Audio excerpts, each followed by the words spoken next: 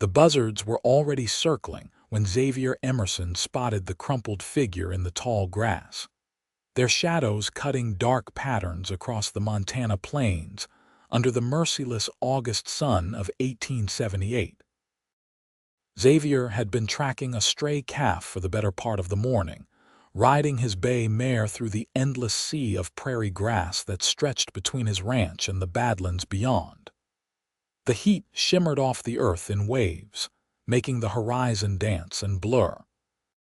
He would have missed her entirely if his horse had not suddenly balked, ears pricking forward with nervous energy.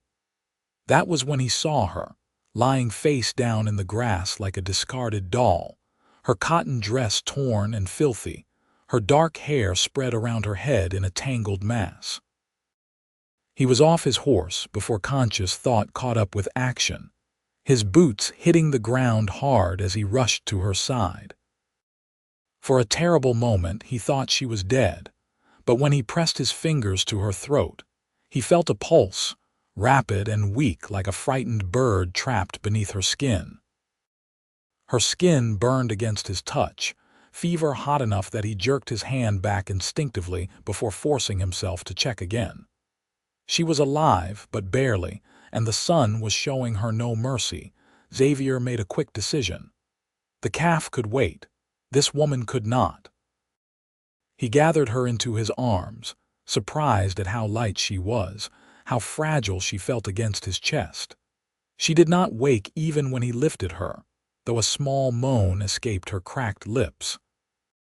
He settled her as gently as he could across his saddle before mounting behind her, cradling her against him to keep her from falling.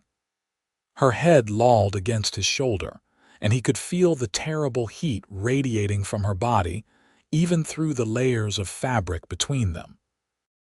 The ride back to his ranch house took nearly an hour, every minute feeling like an eternity as he felt her breathing grow more shallow against him.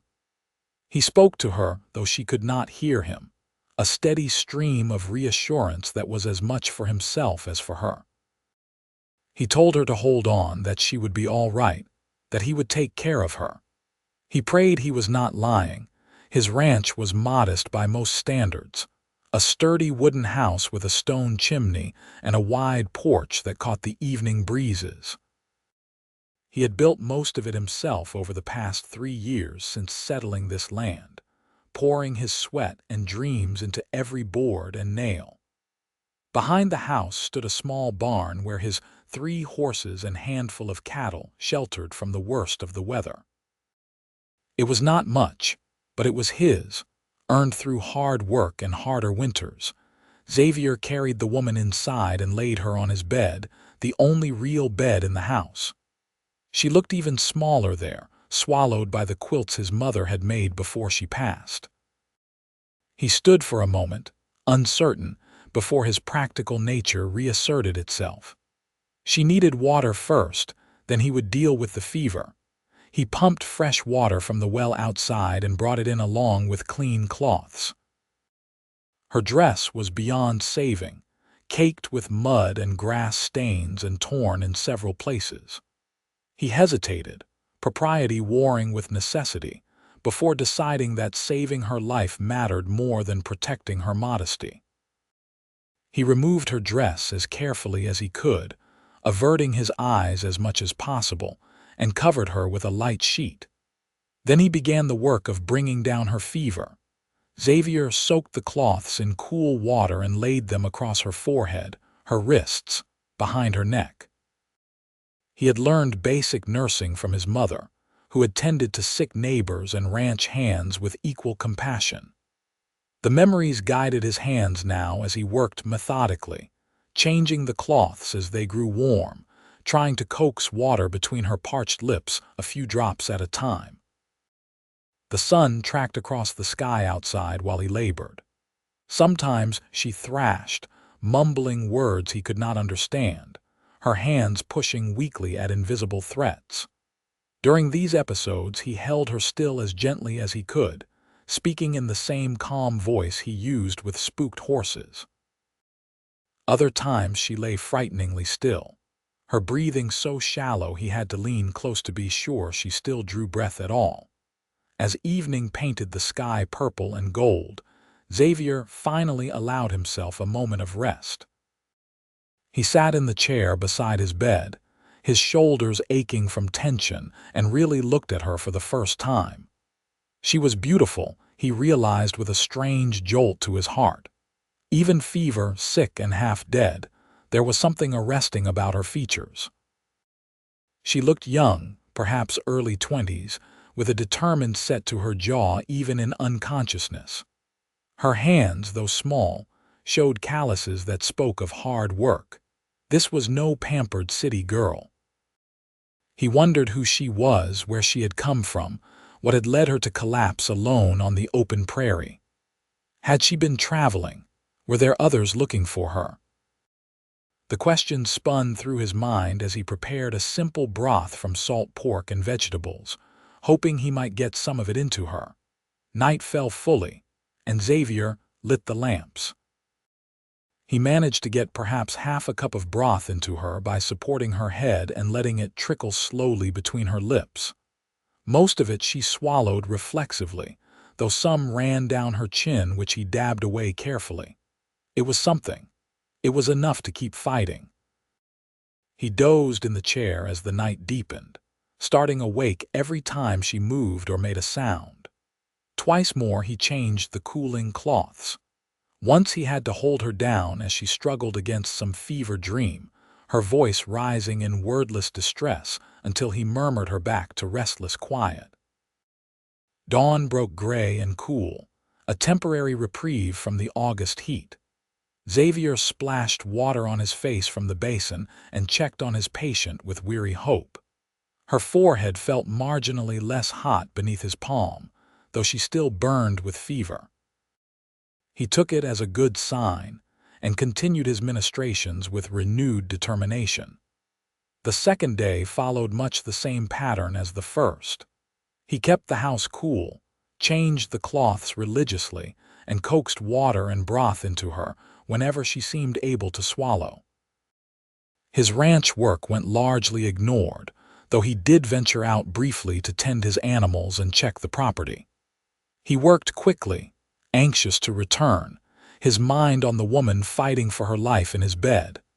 It was late on the third day when she finally opened her eyes. Xavier had been attempting to get her to drink when her eyelids fluttered and then lifted, revealing eyes of the clearest blue he had ever seen. They were unfocused at first, confused but aware. Aware meant alive, meant consciousness, meant hope. "Easy," he said softly, supporting her head with one hand. "You are safe. Can you drink some water for me?" She stared at him for a long moment, those remarkable eyes trying to make sense of her situation. Then she gave the smallest nod and he brought the cup to her lips. She drank greedily, desperately, until he had to pull it away. "Slow," he cautioned. "Not too much at once.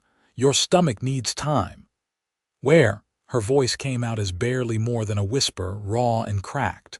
"My ranch, about 20 miles west of Watsonville. I found you in the grass 3 days ago. You have been fever sick. Do you remember anything?" She closed her eyes, her brow furrowing with effort. "The wagon," she whispered. "Cholera. Everyone else was dying. I ran. I should not have run." Tears leaked from beneath her closed lids. "I was afraid." Xavier felt something tighten in his chest. Cholera. The word alone was enough to strike fear into anyone's heart. Whole wagon trains had been wiped out by the disease, whole towns quarantined as it swept through like a prairie fire. If she had been traveling with infected people and fled, she might have brought the sickness with her. But if it was cholera, he realized, he would likely already be showing symptoms after 3 days of close contact. And her fever had broken differently than cholera typically presented. Relief washed through him. "I do not think you have cholera," he said gently. "I think you had fever from exposure and exhaustion. You were out in that sun for who knows how long, but you are going to be all right now. You just need rest and food and time." She opened her eyes again and looked at him with an expression he could not quite read. "You took care of me. I could not very well leave you there. Most men would have." Xavier did not know how to respond to that, so he simply offered her more water instead. She drank more slowly this time, and he could see awareness growing sharper in her eyes as the fog of fever continued to lift. "What is your name?" he asked. She hesitated, and he saw wariness flicker across her face. But then she answered, "Beatrice. Beatrice Owens." "Xavier Emerson." "Pleased to make your acquaintance, Miss Owens, though I wish it were under better circumstances." The ghost of a smile touched her cracked lips. "Beatrice is fine. I think you have earned the right to familiarity after saving my life." Over the next few days, Beatrice's strength returned slowly but steadily. Xavier moved his sleeping gear to the main room, giving her privacy and proper rest. He continued to provide careful meals, starting with broths and working up to solid foods as her stomach adjusted. She slept most of the first few days, her body making up for the ordeal it had endured.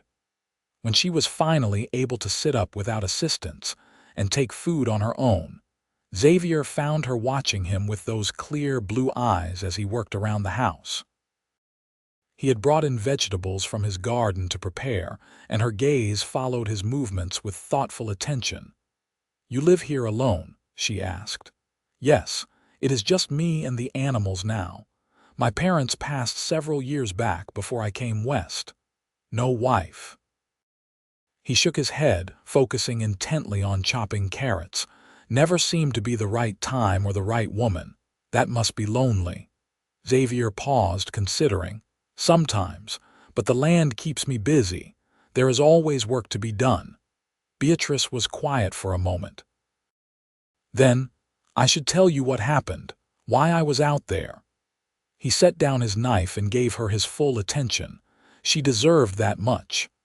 "I came west from Missouri with a wagon train," she began, her fingers worrying at the quilt covering her lap. "My father died last winter, and there was nothing left for me there. Just debts and bad memories. A family on the train needed help with their children, so I signed on as their hired girl. It was hard travel, but I was hopeful, you know. I thought maybe in Oregon I could start fresh, find work, make a new life." She paused, and Xavier saw her throat work as she swallowed hard. "We were about a week past Fort Benton when people started getting sick. At first we thought it was just bad water or spoiled food. But then the Johnsons' baby died and Mrs. Patterson. It came on so fast, so violent. Everyone was terrified. The captain wanted to keep moving, thought we could outrun it somehow." "But you could not," Xavier said quietly. "No, more people fell ill every day. I helped nurse them, but there was nothing we could do. They just kept dying, and then I started feeling sick too. Dizzy, weak. I thought I was next." She looked up at him, her eyes bright with unshed tears. "I panicked. In the middle of the night, I just started walking away from the wagons. I do not even remember deciding to do it. I just knew I did not want to die in that wagon surrounded by bodies. I wanted sky above me, open space. I wanted to die free." "You did not die at all," Xavier pointed out, his voice gentle. "Thanks to you." She wiped at her eyes with the back of her hand. "I walked until I could not walk anymore. The sun came up and it was so hot. I remember falling. After that, nothing until I woke up here." Xavier moved to sit in the chair beside the bed, leaning forward with his elbows on his knees. "You did what you thought you had to do to survive. That does not make you a coward, Beatrice. That makes you human. But what if I infected you? What if I brought cholera here? You did not. Like I said, I think it was heat exhaustion and fear and everything you had been through. Your body just gave out. But you are young and strong and you recovered. If there had been cholera, we would both know by now." She absorbed this, some of the tension leaving her shoulders. "Still, you took a risk bringing me here. Thank you. You are welcome." As the days passed into weeks, Beatrice grew stronger. She began to help around the house, insisting that she could not simply lie about while Xavier did everything. He protested at first, worried about her relapsing, but she was stubborn in a way that made him want to smile despite himself. She started with simple tasks, folding laundry and preparing vegetables, then gradually took on more as her strength returned. Xavier found himself looking forward to coming in from the fields and finding her there. The house felt different now, lived in rather than merely inhabited. She had a way of humming while she worked, little melodies that filled the spaces between them. They fell into an easy rhythm, working side by side, talking about small things and large ones, learning each other in the way of people forced into unexpected intimacy by circumstance. He learned that she had been born in St. Louis, that her mother had died bringing her into the world, that her father had been a printer who drank away his grief and left her to raise herself more often than not. She had worked in a bakery from the age of 12, and she made bread that was better than anything Xavier had ever tasted in his life. She could sew with tiny, precise stitches, and she had a sharp mind for numbers that she admitted had come from managing her father's accounts when he was too drunk to do it himself. In turn, Xavier told her about his childhood in Ohio, about his mother's kindness and his father's quiet strength. He told her about the fever that had taken them both within a week of each other, leaving him orphaned at 20. He talked about his decision to head west, to claim land under the Homestead Act and build something of his own. He told her about the hard first winter when he nearly froze to death in a dugout shelter, about slowly building his herd, about the satisfaction of seeing things grow under his care. They talked late into the evenings, sitting on the porch as the sun set and the air finally cooled. Sometimes they were quiet, content in comfortable silence, and Xavier found he liked that just as much as the conversation. There was something peaceful about sitting beside Beatrice and watching the stars emerge, something that felt right in a way he had never experienced before. One evening, nearly 3 weeks after he had found her, Beatrice broached the subject that had been hanging unspoken between them. "I should be thinking about moving on soon. I have imposed on your hospitality long enough." Xavier's stomach dropped, though he kept his expression neutral. "Where would you go?" she laughed, but there was no humor in it. "That is the question, is it not? The wagon train is long gone, assuming anyone survived. I have no money, no supplies, no prospects. Watsonville is the nearest town, I suppose. Maybe I could find work there." "Watsonville is not much of a town," Xavier said carefully. "Maybe 300 people, most of them miners or ranchers passing through. The opportunities for a woman alone are limited and not necessarily respectable." Beatrice was quiet for a moment. "You mean I would end up in a saloon?" "I mean that a town like that is hard on women without protection or means. I am not judging, Beatrice. I'm just telling you the truth of it. So what do you suggest?" There was an edge to her voice now, frustration born of helplessness. "I cannot stay here forever, Xavier. People would talk. It would not be proper. What if you stayed as my wife?" The words were out before Xavier could think better of them, hanging in the air between them like something tangible. Beatrice turned to stare at him, her eyes wide with shock. "What did you just say?" Xavier's heart was hammering, but he pressed on. "Marry me. Stay here as my wife. It would be respectable then, and you would be safe, provided for. We get along well. We work well together. I know it is sudden, but these are practical considerations. You need a home, and I could use a partner in building this ranch. We could make it work." "That is the least romantic proposal I have ever heard of," Beatrice said, but there was something soft in her voice that took the sting from the words. "I know. I am sorry. I am better with horses than words." Xavier turned in his chair to face her fully. But I mean it, Beatrice. These past weeks with you here, this has felt more like a home than it ever has before. I would be honored if you would stay. I would do my best to be a good husband to you. You barely know me. I know enough. I know you are brave and strong. I know you survived things that would have broken other people. I know you make me laugh and that I look forward to seeing you every morning. I know that the thought of you leaving makes my chest ache in a way I was not expecting. He reached out and carefully took her hand. I know this is not a grand passion like in the storybooks, but I think we could build something good here together, something real and lasting. Beatrice looked down at their joined hands, her expression unreadable. Xavier waited, his breath caught in his throat, terrified he had misread everything and was about to lose her before he really even had her. Finally, she looked up and met his eyes. I have to be honest with you, Xavier. I do not know if I can love you the way a wife should love a husband. I care for you, yes. I am grateful to you, but love, I do not know if I am capable of that anymore. Life has beaten too much hope out of me. Then we will learn together, Xavier said quietly. We will figure it out as we go, but please, Beatrice, say yes, say you will stay. She searched his face for a long moment, and he tried to let her see everything he was feeling, all the hope and yearning and quiet desperation he had not known he was capable of until she had appeared in his life. Whatever she saw there must have been enough, because she slowly nodded. Yes, she whispered. I will marry you, Xavier Emerson. The relief that flooded through him was so intense it was almost painful.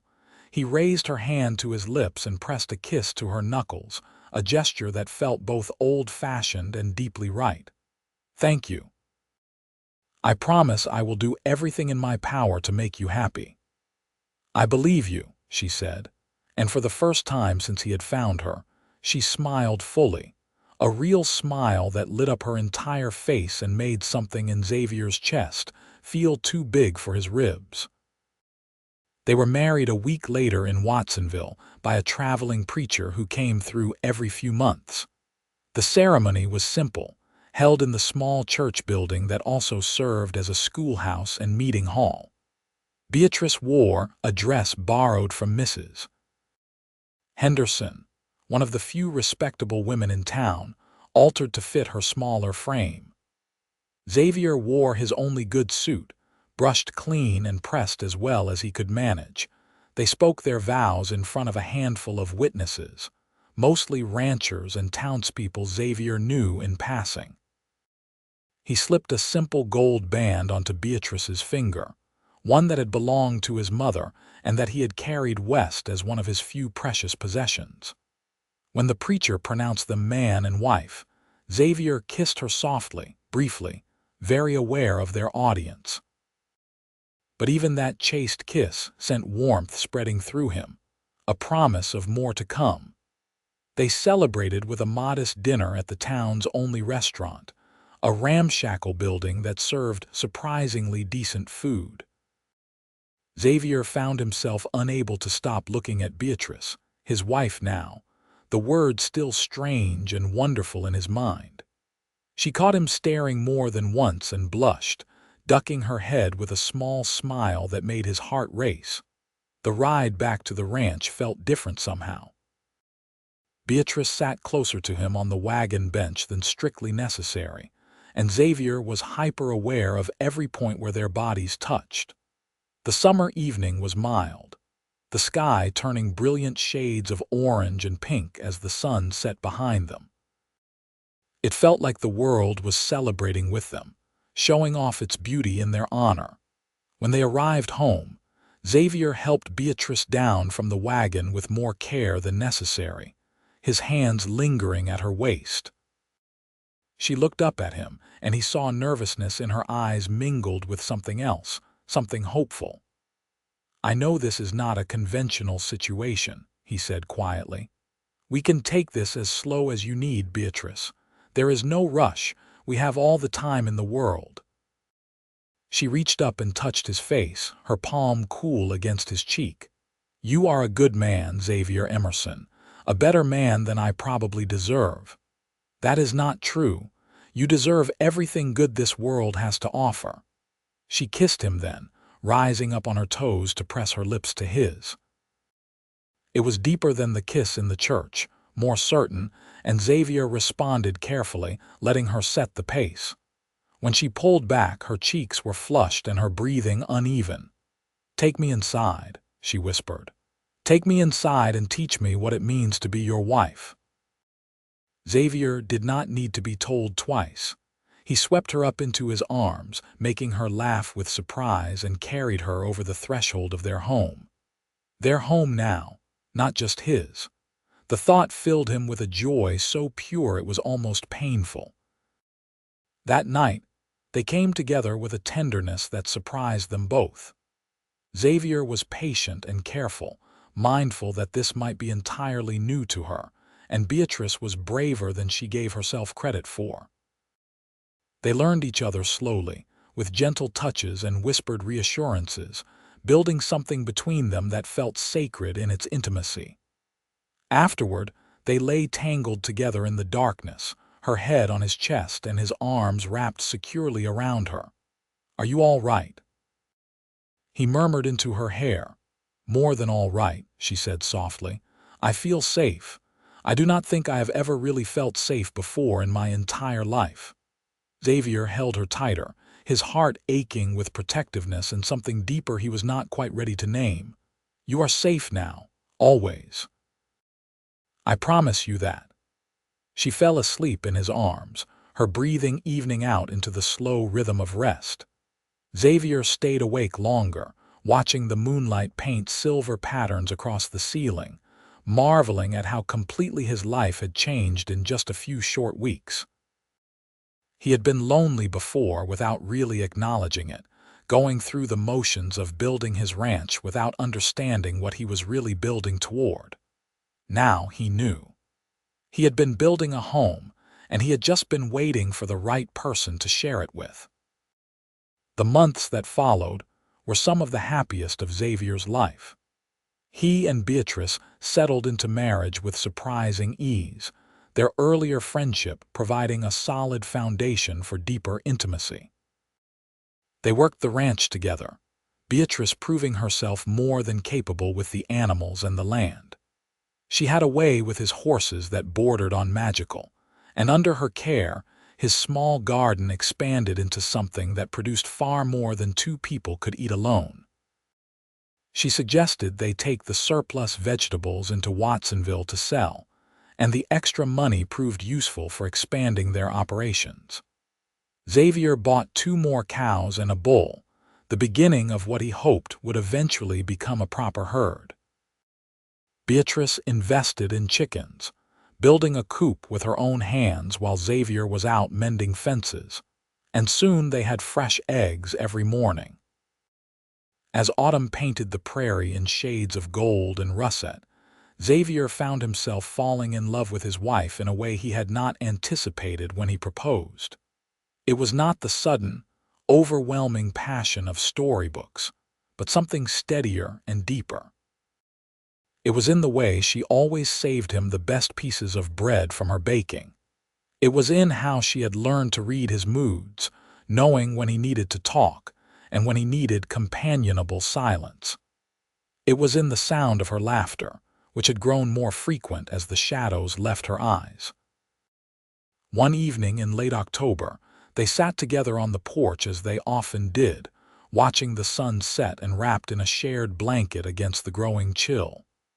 Beatrice had been quieter than usual all day, and Xavier sensed something weighing on her mind. "What is it?" he asked gently. "You have been somewhere else all day." She was silent for a long moment before speaking. "Do you remember when you proposed to me? You said you did not know if what we had was grand passion like in storybooks." Xavier's stomach tightened with worry. "I remember. I have been thinking about that a lot lately, about what we have here, what we have built together." She turned to look at him, her eyes bright in the fading light. "I do not think I need grand passion, Xavier. I think what we have is better, stronger. I think what we have is love. Real, true love." And I wanted you to know that I love you. Completely. Not out of gratitude or obligation or practicality. I love you because you are kind and patient and you make me feel like I matter. I love you because you saw me dying in the grass and did not turn away. I love you because you gave me a home when I had nowhere else to go and you made me want to stay. Xavier felt his throat tighten with emotion. Beatrice. I am not finished, she said, a small smile playing at her lips even as tears gathered in her eyes. I need you to know that I have never been happier than I am right now, right here with you. And I do not ever want to leave, not for anything in the world. Xavier pulled her close, burying his face in her hair as his own eyes grew damp. I love you too, he said, his voice rough. God, Beatrice, I love you so much it scares me sometimes. You are everything I did not know I was looking for, everything I did not know I needed. They held each other as the stars emerged overhead, the prairie wind singing softly around them, and Xavier thought about the strange path that had led them here.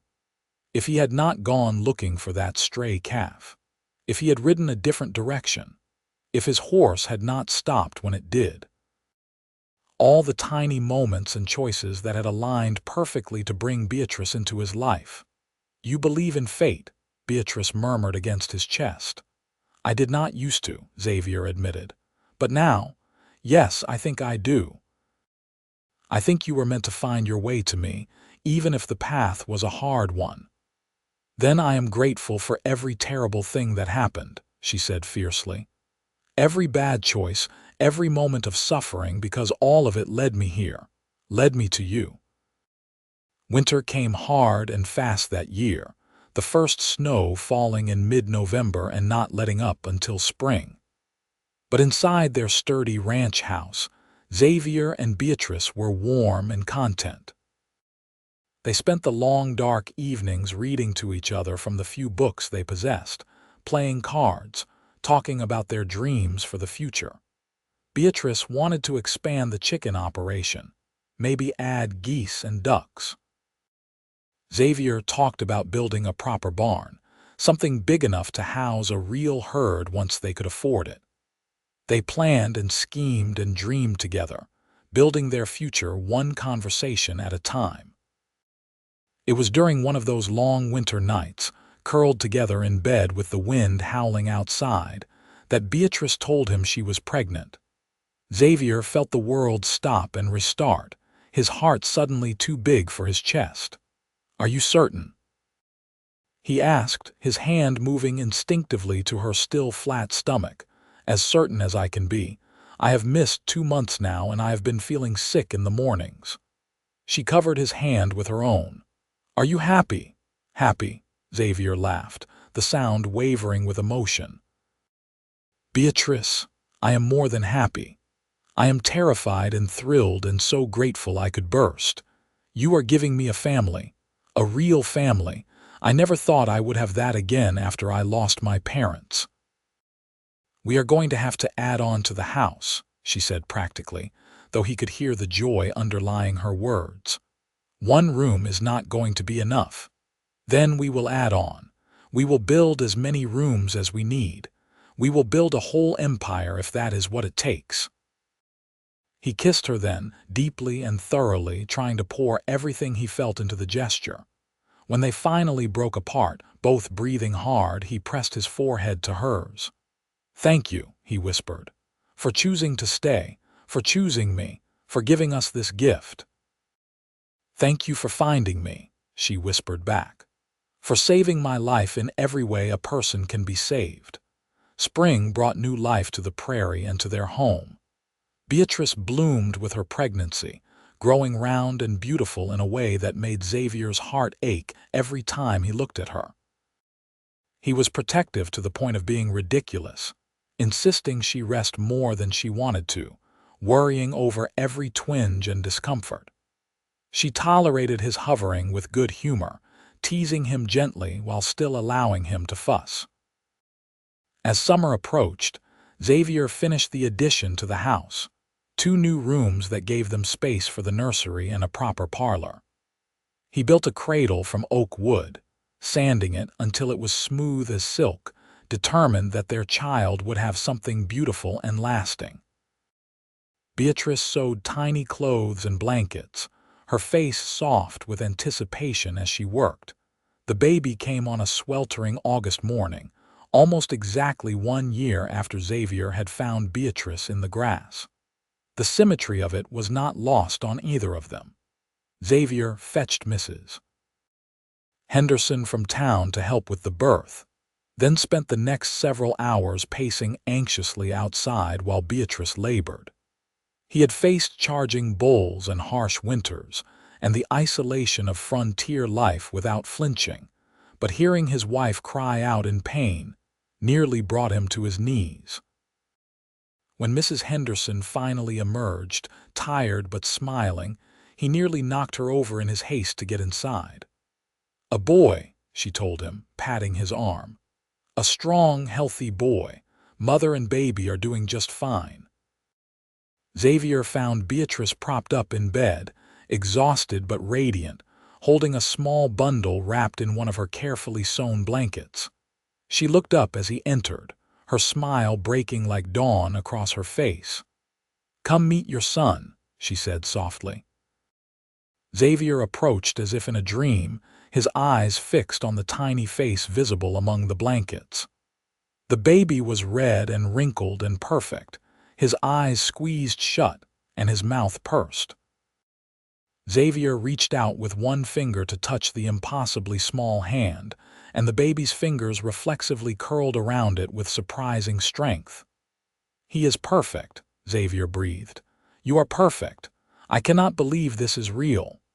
"Believe it," Beatrice said, laughing softly. "Because this little one is going to need a whole lot of taking care of, starting with a name. What should we call him?" They had discussed names throughout the pregnancy but never settled on anything definite. Now, looking at his son, Xavier knew exactly what felt right. "Thomas," he said. "Thomas James Emerson, after both our fathers." Beatrice's eyes filled with tears. "That is perfect. Hello, Thomas. Welcome to your home." Xavier sat carefully on the edge of the bed and put his arm around his wife, the three of them forming a small, complete circle. He looked around their bedroom, this house he had built with his own hands, and felt overwhelmed by the fullness of his life. A year ago he had been alone, going through the motions of existence without really living. Now he had everything that mattered. A wife he loved beyond measure. A son to raise and teach and love. A home that was filled with warmth and laughter and hope. "I need to tell you something," Xavier said quietly, his eyes still on his son's face. "That day I found you, when I saw you lying in the grass, I had this moment of hesitation. Just a split second where I thought about how much easier it would be to ride on. To not get involved, not take the risk. And I am so grateful I did not listen to that voice. Because you and Thomas, this life we have built, this is everything I have ever wanted, even though I did not know to want it." "What changed your mind?" Beatrice asked.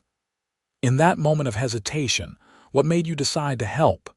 Xavier thought back to that day, the heat and the circling buzzards and his horse refusing to go forward. "I think some part of me already knew," he said slowly. "Some part of me recognized that my whole life had been leading to that moment, that you were not just anyone who needed help. You were the person who would make my life make sense." Beatrice leaned her head against his shoulder, careful not to jostle the baby. "My fever-sick mind thought you were an angel when I first woke up and saw you.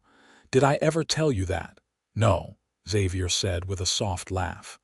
"Though I am definitely not angel material. You were to me. You still are. My angel who found me dying in the grass and breathed life back into me."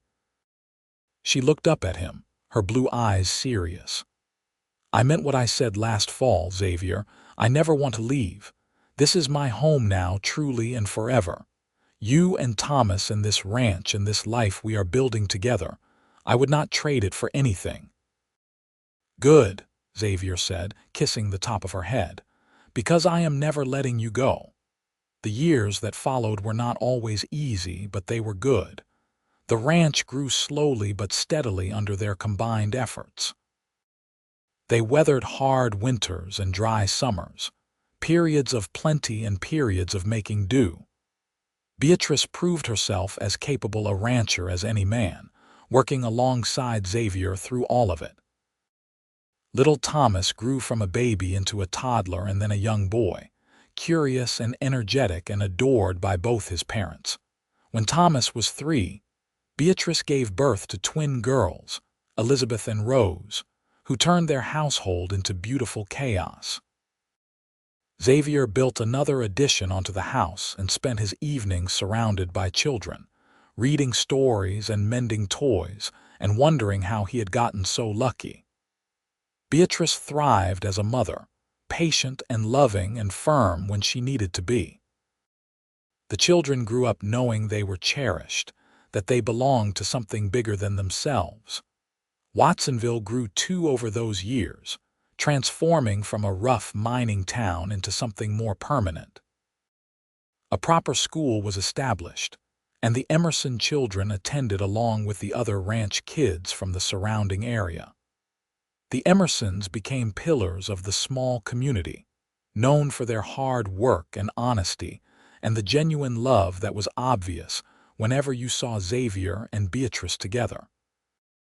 On their 10th wedding anniversary, Xavier took Beatrice back to the place where he had found her.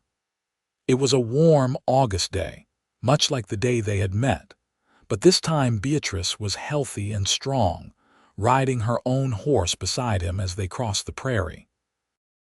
The grass waved golden in the breeze, and the sky stretched endless and blue overhead. "Why did you want to come here?" Beatrice asked as they dismounted at the spot Xavier had identified. "Because this is where our story began," he said simply, "and I wanted to mark the occasion. To remember where we started." Beatrice looked around, her expression contemplative. "I do not remember much about being here, just heat and fear and a terrible thirst, and then your voice calling me back when all I wanted was to let go. I am glad you listened. So am I." She turned to him, taking both his hands in hers. "These 10 years have been the best of my life, Xavier, even the hard parts, especially the hard parts because we faced them together. You gave me more than life when you found me that day. You gave me a reason to live." "You did the same for me," Xavier said, pulling her close. "I was just existing before you, now I am living. Really, truly living. And I want to keep doing that for the next 50 years at least." Beatrice laughed. "Only 50, you better make it 60 at minimum." "I have plans for us, Xavier Emerson." "Oh, and what plans are those?" "Well, we need to expand the herd more, and the house could use another room or two just in case. And I want to travel someday, see some of the places I have only read about in books. And I want to grow old with you, watching our children grow and have children of their own. I want to sit on our porch when we are ancient and gray and remember this day, this moment, and know that we built something beautiful together." Xavier kissed her there in the grass, in the place where he had found her dying and instead found his future. "That sounds like a perfect plan," he said against her lips. "Let us do all of that and more." They did. Over the following decades, the Emerson Ranch became one of the most successful in Montana. Xavier's careful stewardship and Beatrice's sharp business sense proved an unbeatable combination. They were fair employers and good neighbors, always ready to help when others struggled.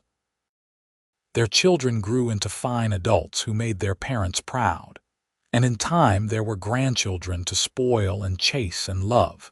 Through it all, Xavier and Beatrice remained as devoted to each other as they had been in those early days. They still sat on their porch in the evenings, now in rocking chairs instead of on the steps, watching the sun set over land they had built a life on. They still talked for hours about everything and nothing. They still reached for each other in the night, finding comfort and passion even as their bodies aged. When Beatrice was 65, a respected matriarch and grandmother of 12, she fell ill with pneumonia. Xavier nursed her as carefully as he had that first time, sitting by her bedside and refusing to leave even when the doctor suggested he rest. But age and illness proved stronger than will this time, and on a cold February night, Beatrice slipped away with Xavier holding her hand. The grief was crushing. Xavier felt like half of himself had been torn away, leaving a wound that would never truly heal. But even in his sorrow, he was grateful. Grateful for every moment they had shared, every year they had been granted together. Grateful that he had not ridden past that day in the grass, that he had stopped and helped and opened his heart to the possibility of love. He lived another 5 years without her, cared for by his children who would not allow him to be alone. He spent his days working the ranch as much as his aged body allowed, and his evenings telling his grandchildren stories about their grandmother. He told them about finding her fever sick in the grass, about her courage and strength and the way her laugh could light up a room, about how she had never wanted to leave once she found her home, and how that had been the greatest gift anyone had ever given him. On a warm August evening, almost exactly 50 years after he had found Beatrice, Xavier passed peacefully in his sleep. His children found him in his favorite rocking chair on the porch, his face serene, one hand outstretched as if reaching for someone only he could see. They buried him next to Beatrice on a small hill overlooking the ranch, under the wide Montana sky they had both loved. At the funeral, their children and grandchildren shared stories of love and devotion, of two people who had found each other against all odds and built something beautiful that would last long after they were gone. The ranch stayed in the family for generations, each new owner hearing the story of how it all began. About the cowboy who found a dying woman in the grass and chose to save her. About the woman who was saved and chose to stay. About love that grew from kindness and became something eternal, something that death itself could not diminish. And on warm August evenings, when the wind blows just right across the prairie grass, some swear they can hear the echo of laughter from that old porch. The sound of two souls who found their home in each other and never, ever wanted to leave.